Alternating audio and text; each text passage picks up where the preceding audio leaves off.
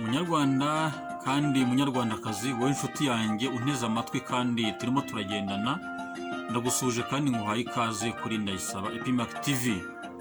Hari ubwo umuntu yumva ariho mu buzima busanzwe kumva hari ibitagenda neza, cyangwa se rimwe na rimwe kumva muri we nta kibazo, ni amahoro, ariko hari n'igihe umuntu aba ariho yumva ariho ariko nanone atariho, yumva bitagenda neza, ibyo agerageje bikananga, mu by'ukuri akumva ubuzima butariho.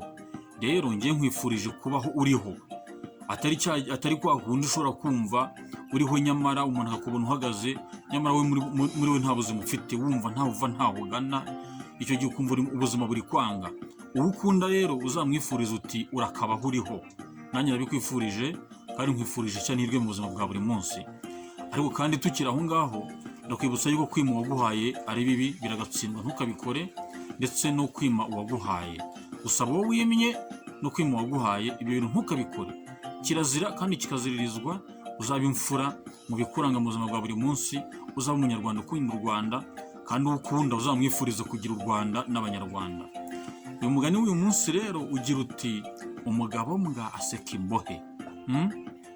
Uyu mugani ni umugani w'ingenzi kandi yifuza ko mumenya mugasobanukirwa, kuko iyi migani tugomba kuyihuza n'ubuzima tubamo, nibwo ugerageza kubumva neza, kandi nabwo ubona igihe ugomba kujya uwuca igihe bibaye ngombwa.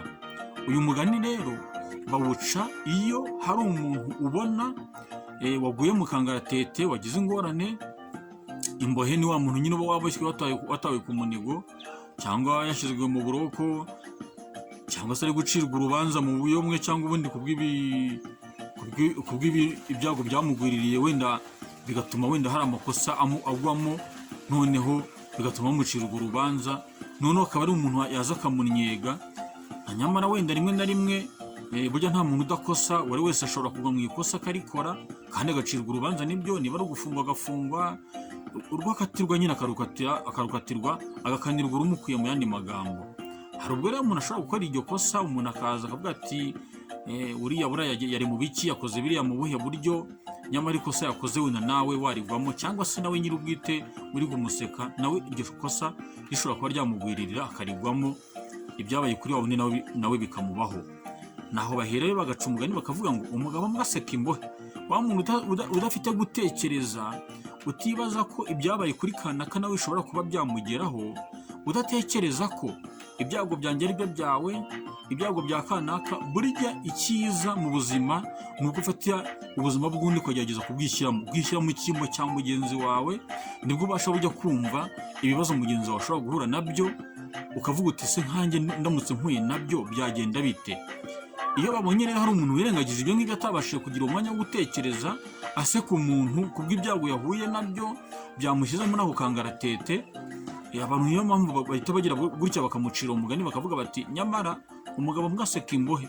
Urimo uramuseka, nyamara ejo nawe cyangwa ejo bundi ibi nawe byakugwiririra, wakwisanga nawe yaguye mu ikosa nka ririya, bakagukatira nk'urwo bakatiye uriya uri guseka.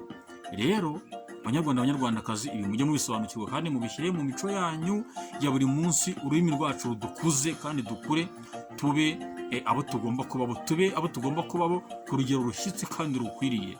Rero ndakwibutsa kandi gukanda kuri subscribe uyu mugani n'abagenzi bawe bakawumenya, kuwusangiza inshuti zawe, abana bawe, abagukomokaho nabo ururimi bakazarumenya kandi bakarukoresha mu buryo bukwiriye. Nyaboneka ntitugakoresha ikinyarwanda nk'ahatari icyacu, nk'ahatari ururimi twavukiyemo, kandi tugomba kurutoza nabo tuzabyara. Rero ugira ishya n'ihirwe, nkwifurije ibyiza, nkwifurije kuramba no kuramuka, nkwifurije u Rwanda n'abanyarwanda, kandi nkwifurije kubaho uriho. Urakoze rero, ugira ishya n'ihirwe kandi ntugasaze.